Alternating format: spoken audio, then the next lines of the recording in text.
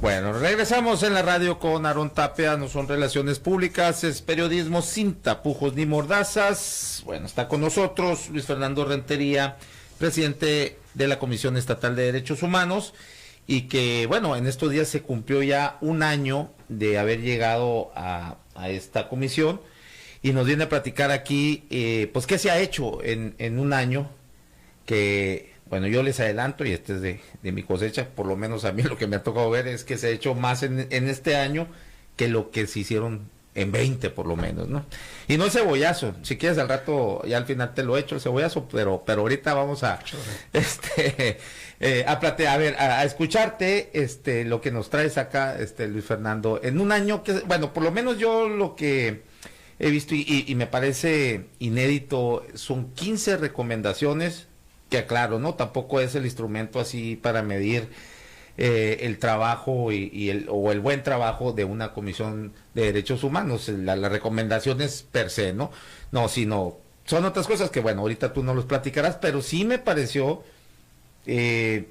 algo, pues, inédito y positivo, que nunca se había hecho, que a una fiscalía o antes Procuraduría de Justicia, pues órale, ahí te van 15 recomendaciones. Y ahorita nos dices también qué ha pasado con eso, porque hasta la citaste a comparecer a la fiscal en el Congreso, pero pues quién sabe el Congreso qué pasa. Pero bueno, sí, claro. Mejor dinos tú, ¿por dónde empezamos, Luis Fernando? Bueno, muchas gracias, buenas tardes. Empezaría comentando la primera decisión importante de la comisión, el primer logro de la comisión, que es nuestra política de paridad.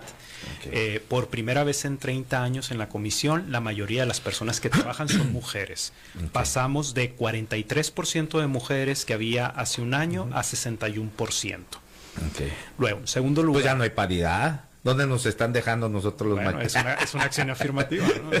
Luego, no, está bien. En segundo lugar, tenemos una auténtica política de austeridad que se materializa en un reglamento de austeridad que está publicado en el Boletín Oficial del Estado y que nos ha permitido hacer ahorros muy importantes en combustible, en viáticos, energía, y luego algo muy importante, se suprimió totalmente la compra de vehículos y de vehículos de lujo que se hacía incluso en la administración todavía pasada. En tercer lugar... ¿alrededor de cuántos vehículos se estaban promedio en un año? ¿Cuántos vehículos? Era muy variable, pero lo delicado es que se compraran vehículos que no... de lujo. De un costo que no es necesario. Por ejemplo, para las funciones. Dime algún vehículo.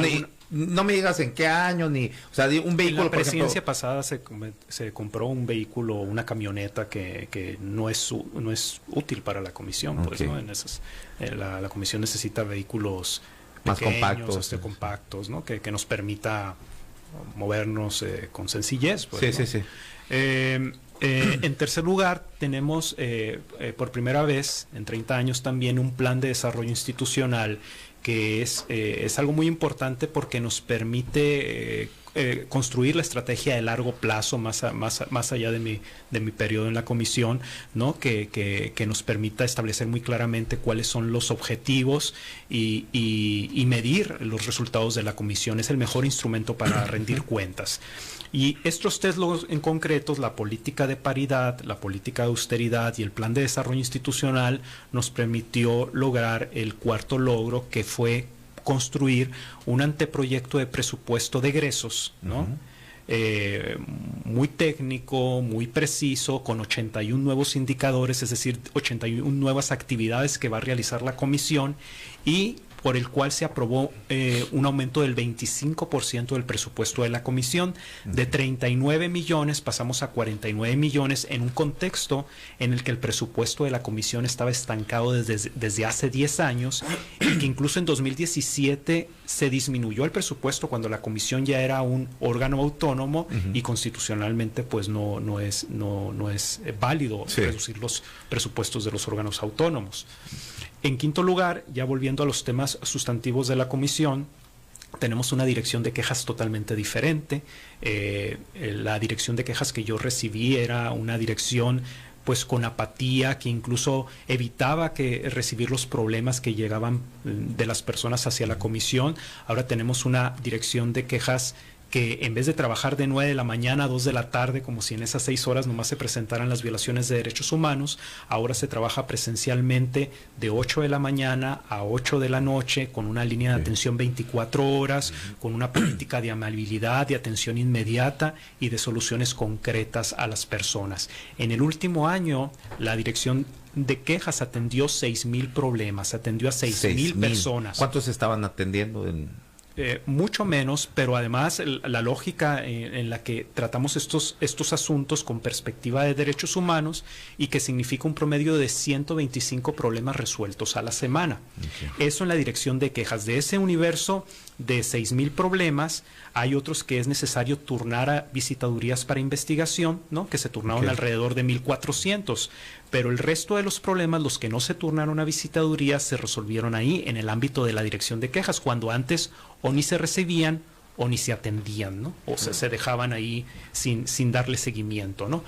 Ya en el área de visitadurías, este sería el sexto punto, el enfoque, y retomando el punto que comentabas al principio, el enfoque ha dejado de estar en las recomendaciones para pasar a estar en las medidas cautelares, porque las medidas cautelares es este instrumento de la comisión con la que podemos resolver, restablecer los problemas de derechos de forma más inmediata. Por ejemplo, una medida cautelar muy reciente y que fue más o menos mediática es la del caso de las alumnas que se manifestaron en el Covach y que señalaron a un profesor de violentarlas. Pues ahí en ese caso, en vez de levantar la queja y la investigación y una eventual recomendación, emitimos una medida cautelar para pedir al Covach que separara inmediatamente al profesor, que iniciara el proceso administrativo y entonces, mientras se clarificaba la situación, que por lo pronto esta persona ya no estuviera en contacto con las alumnas. Okay. ¿No? O sea, ahí, ¿y qué hubiera pasado si el Covach no atiende esa medida cautelar? Solicitamos comparecencia ante el Congreso, porque el incumplimiento de una medida cautelar activa también esa posibilidad,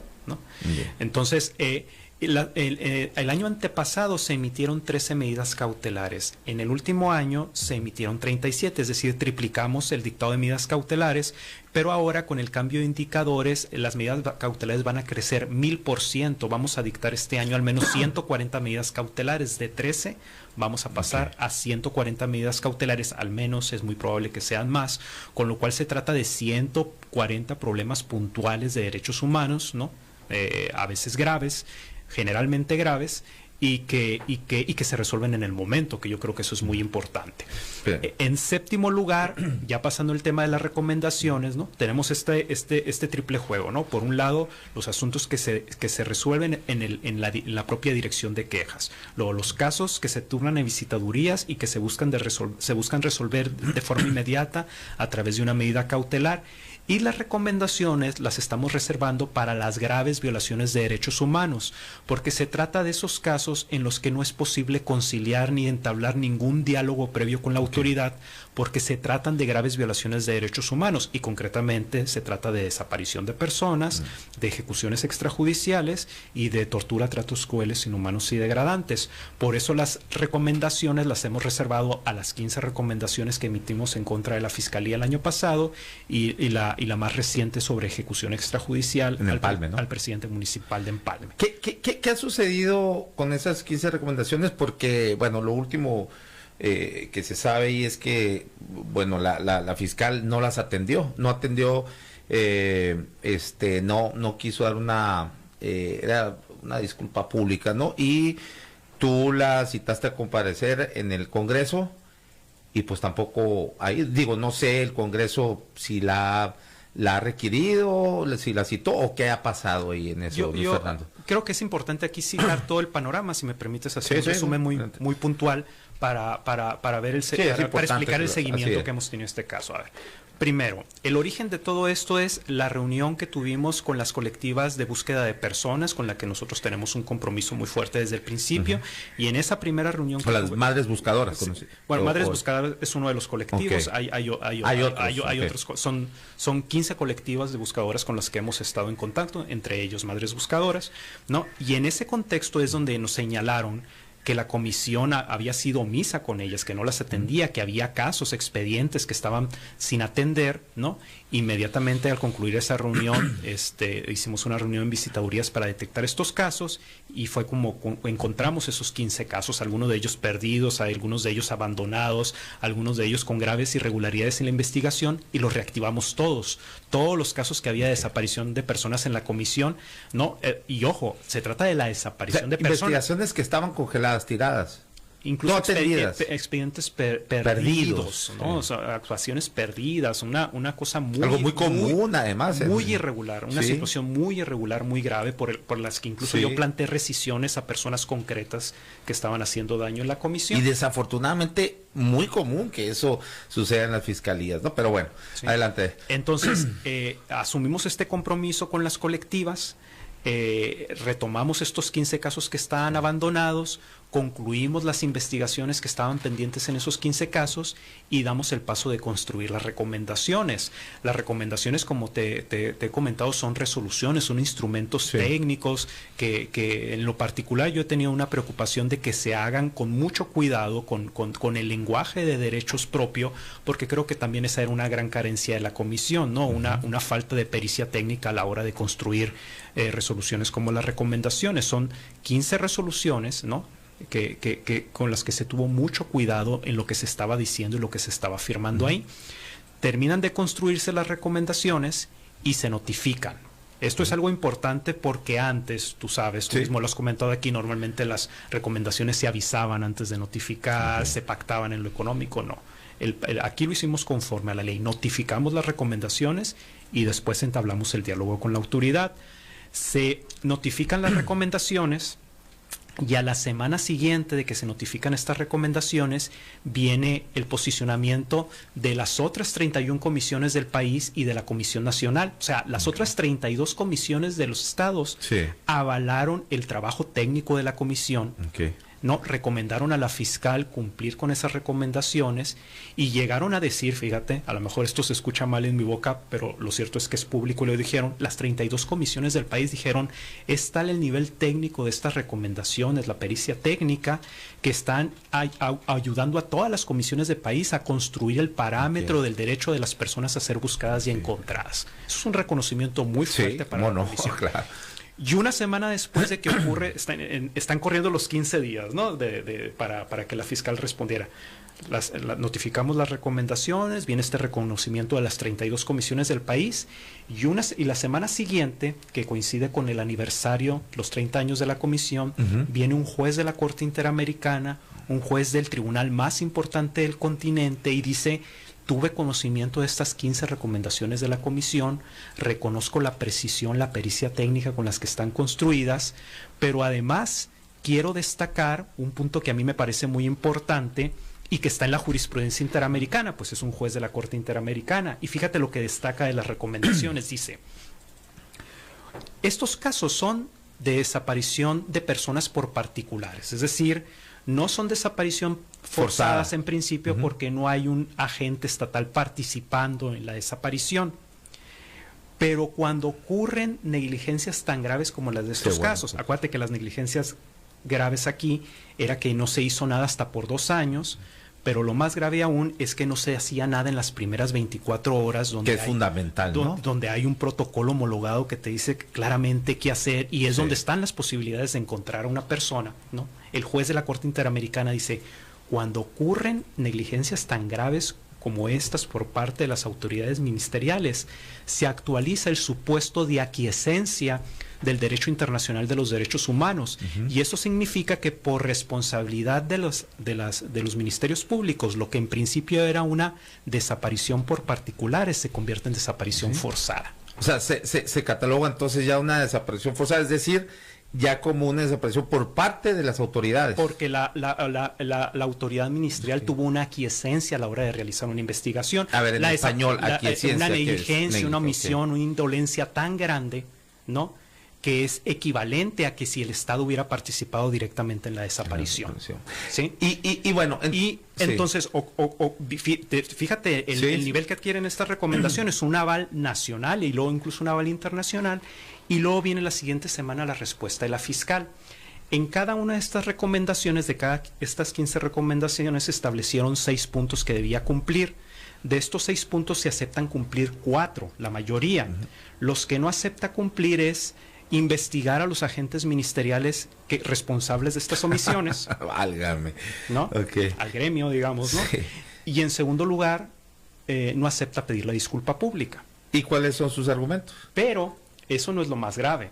Lo más delicado es que dice, no voy a dar cumplimiento a estos 2 puntos porque las omisiones de la Fiscalía no son graves.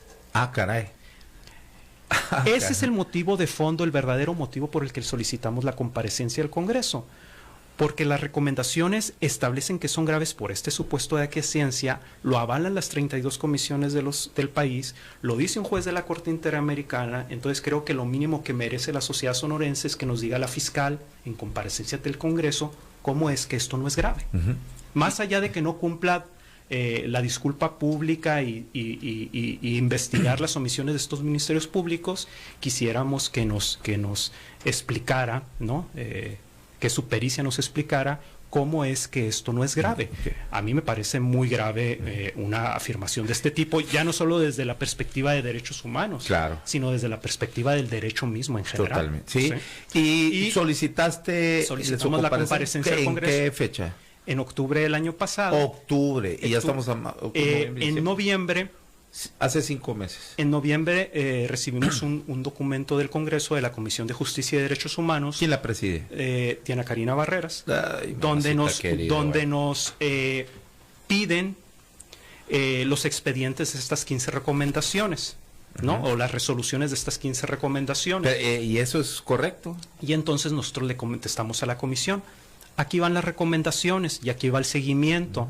Nada más les recuerdo que el procedimiento de acuerdo a la ley es citar a comparecer y después realizamos este análisis, tal como fue con el alcalde de Hermosillo. Se citó a comparecer inmediatamente. En Semana Santa, ¿no? Y de manera virtual.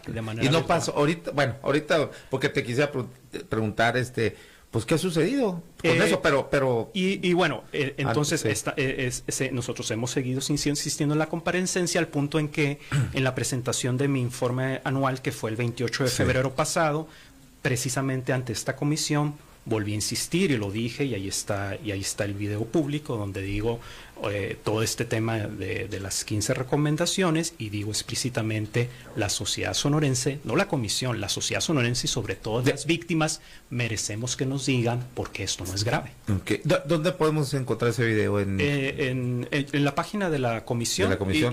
¿Tienen el canal de YouTube? Y también sí, y en el Congreso. ¿De qué fecha más o menos? Es la sesión de la Comisión de Justicia y Derechos Humanos de la tarde del 28 de febrero. Ok, para buscar, ya es una cuestión bien personal para analizar eso. Bueno, entonces hasta ahorita no te han dado respuesta al Congreso, no han mandado citar a... Debo citar además que esta comparecencia ante el Congreso y esta posición de la Comisión respecto al tema de las 15 recomendaciones se realiza en un contexto donde fuimos acompañados por 15 colectivos de búsqueda. Fueron los colectivos de búsqueda al informe de la comisión, que fue además en la tarde. En el Congreso, ¿no? En el Congreso del Estado. Y para mí fue algo muy especial. Yo creo que nunca había ocurrido que a un presidente de la comisión lo acompañaran los colectivos de búsqueda. Personas que yo respeto y admiro mucho, como la maestra Rosa María Oleri, como Silvia Núñez, titulares de los organismos autónomos. Facilitas, y fíjate, si te están apoyando, bueno, yo no diría que a mí, sino a todo un equipo de trabajo, claro. Que creo que estamos tratando de hacer las cosas correctas desde la comisión, ¿no? Muy bien. Y bueno, Luis Fernando, ¿qué va a ocurrir si no citan, a final de cuentas, el Congreso no cita a la fiscal? La comisión va a seguir cumpliendo su papel. O sea, creo que aquí... Ustedes tienen manera, tú tienes, pues como coloquialmente decimos, dientes, como para... pues hacer algo ante esa omisión del Congreso. La Comisión Estatal de Derechos Humanos forma parte de un entramado estatal. Ninguna institución puede hacer nada por sí, ni los tribunales, que tienen resoluciones vinculatorias, si no se apoyan de otros órganos de la fuerza pública, tampoco pueden hacer cumplir sus determinaciones. Y yo creo que la fuerza de la comisión está sobre todo en esta tónica de nosotros fijar una postura bien argumentada, con sustento jurídico, de cara a las víctimas, y sobre todo tiene un trabajo trabajo de visibilizar este problema. O sea, estábamos en un contexto de expedientes olvidados, donde las víctimas ya tenían una resignación, nosotros los recuperamos, concluimos la investigación, construimos estas resoluciones que tienen un reconocimiento incluso internacional, y ahora visibilizamos el problema y 6 meses aquí seguimos, y creo que seguiremos en esa tónica, ¿no? En el entendido de que tenemos que venir acompañados de las otras instituciones, porque la comisión no puede ni debe sustituirse ni en el Congreso, ni en la Fiscalía, ni en los tribunales. Somos parte de un entramado estatal que lo que está buscando es que los problemas de derechos humanos se resuelvan en lo local, para que después no se vuelvan un problema nacional e internacional. Estas 15 recomendaciones por desaparición de personas son graves violaciones de derechos humanos que tenemos que ser capaces de resolverlas en lo local, porque si no después todas son susceptibles de una condena internacional. Queremos construir una imagen de la comisión que coadyuve a las autoridades a resolver este problema en lo local. Y el contraste, por ejemplo, creo que está en el caso de Empalme. Si me voy a saltar rápidamente para hacer el contraste, porque lo que ocurrió es que nosotros emitimos la primera recomendación por ejecución extrajudicial. No es el primer caso de una muerte en celda, ni tampoco la primera recomendación de una muerte en celda que emite la comisión, pero sí es la primera vez que le llamamos por su nombre ejecución extrajudicial, ¿no? La ejecución extrajudicial es un concepto muy técnico también del derecho internacional de los derechos humanos y que no es fácil argumentarlo. Entonces, ahorita comentamos el caso, pero para el tema que estamos hablando lo importante es, obviamente al presidente municipal de Empalme no le agradó la recomendación, obviamente no le agradó que primero se la notificáramos y luego entabláramos una conversación. Debo decir que incluso los términos de la conversación con su equipo y él no fueron sencillos, pero al final del día logramos entablar un diálogo directo y franco, ¿no? Y una comprensión de su parte de que lo mejor era transitar al cumplimiento de la recomendación para que la comisión, en vez de estar en este tipo de tensiones como la Fiscalía, podamos ayudarles a construir contextos en el que estas violaciones de derechos humanos no vuelvan a ocurrir. Y en ese contexto el presidente municipal aceptó la totalidad de la recomendación y estamos en este tránsito, construyendo los puentes para que no vuelva a haber ejecuciones extrajudiciales en Empalme. Muy bien. Es más, ya nos pasamos un minuto, pero bueno, va para, porque no quisiera dejarlo pasar, Luis Fernando. ¿Y qué sucedió? O sea, bueno, evidentemente, pues, Toño Esteazarán en aquella comparecencia ante el Congreso, y tú le explicas de manera ahí muy puntual todos los derechos que estaba violando por retirarles los derechos adquiridos que ya tenían los jubilados. Pues simplemente contestó ahí con galimatías jurídicas y bueno, pero al final de cuentas no atendió, pues, no la recomendación que le hiciste. El Congreso pues tampoco hizo. De hecho, yo veía ahí a los diputados que participaron en esa comparecencia, pues como que ni siquiera entendían de qué se hablaba. Ahí quien vi ahí más centrada fue a Rosalena Trujillo, pero los demás como que no tenían ni idea de qué se hablaba. En fin, ¿qué va a pasar? O sea, ahí, ¿qué sucede? No ha cumplido pues las recomendaciones Toño Esteazarán y dejó sin sus derechos a los jubilados. Sí, bueno, primero hay que reconocer, se trata de una violación de derechos humanos, está ahí en la recomendación. Sí debo decir, y te lo dije desde aquel momento, es una recomendación que yo no emití y es un caso que yo hubiera dado un tratamiento diferente, porque yo soy de la idea de que esta clase de documentos se debe reservar estos casos gravísimos de violaciones de derechos, como las ejecuciones extrajudiciales o la desaparición de personas. Pero una recomendación ya emitida y a la que yo tenía un deber de cumplimiento, y yo institucionalmente yo tengo que mandar el mensaje de que yo me rijo por la ley de la comisión. Bueno, pero también hay que decirlo, porque eso yo lo sé, es más, y creo que te lo pregunté aquí y tú me dijiste que sí, así fue. Tú trataste de dialogar, bueno, dialogaste con el alcalde primero para no llegar a esa instancia. Y le valió madre, ¿no? Pero lo importante ahí era mandar el mensaje de que la comisión desde ese primer momento iba a actuar conforme a las facultades, ejercer facultades y que nadie se lo tomara personal, ¿no? Y creo que al final del día, a un año, ha quedado claro que es así. Ahora, el tema es que de acuerdo a cómo están reguladas esta situación de la comparecencia, el paso siguiente es que el Congreso y la comisión, ¿no?, realizar una reunión para evaluar la posición en este caso de la autoridad respecto al no cumplimiento. Y una vez que evaluara esa argumentación, pues que presentó las razones por las que decía no dar cumplimiento, le pregunta si insiste en ese incumplimiento. Y nunca se ha dado esa reunión. Y si insiste en ese incumplimiento es cuando luego hay esta ambigüedad de si habría que interponer denuncias penales, lo cual para mí me parece innecesario que esté en la ley, porque en realidad cualquier persona que tiene conocimiento de un hecho delictivo tiene el deber de denunciar penalmente. Yo pienso en realidad que en ese último paso la posibilidad que tendría que activarse es el juicio político, ¿no? A través de la Comisión de Puntos Constitucionales. Pero el punto es que como se trató de la primera comparecencia hecha en la historia de la Comisión y de sus relaciones con el Congreso, pues no había claridad sobre estos temas y son los pasos siguientes, ¿no? Por eso en este otro caso de la Fiscalía le decíamos al Congreso, no es necesario todavía solicitar la documentación. Aquí va, no hay ningún problema con entregarla, pero ese estudio, esa evaluación se realiza después de la comparecencia, que es lo que tendría que ocurrir en este otro caso. Bueno, pues ahí está, digo, hay muchas cosas, me hubiera gustado preguntarte también, y a ver si luego tenemos la oportunidad de una entrevista, incluso hasta más amplia, porque maneja los temas con mucha profundidad. Gracias. Los conoces, técnicamente eres, muy puntual.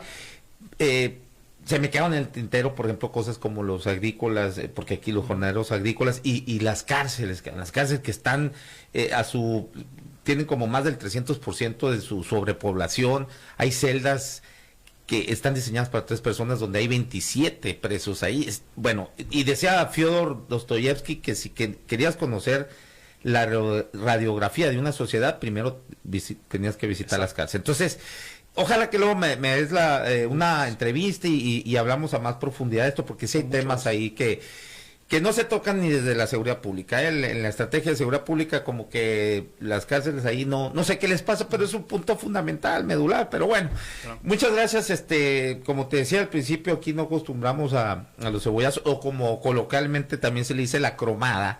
Pero aquí sí te vamos a poner un depa y hasta con boiler, y bueno, déjame ver si te consigo un jacuzzi y enfrentito de un Oxxo, porque con CrossFit, y CrossFit, te gusta el CrossFit, cierto, pero no, es que de veras, yo lo que he visto en este año que has hecho de trabajo, no lo había visto, por lo menos yo que tengo conciencia de esto, en 20 años, ¿no? Habían estado entregados, y yo sé que has tenido tus dificultades, tus presiones de parte, pues, de los diversos poderes que no les está gustando que estés haciendo tu trabajo. Pero bueno, enhorabuena y te felicito y todo el éxito del mundo. Y pues bueno, aquí vemos, mientras sigas así, este primer año, cabrón, aquí somos tus aliados. Y lo digo abiertamente, pero bueno, aquí felicidades, y gracias por el trabajo que estás haciendo. Es muy importante que exista esta vigilancia de los derechos humanos. Es sumamente importante. Gracias a ti por venir, y ojalá y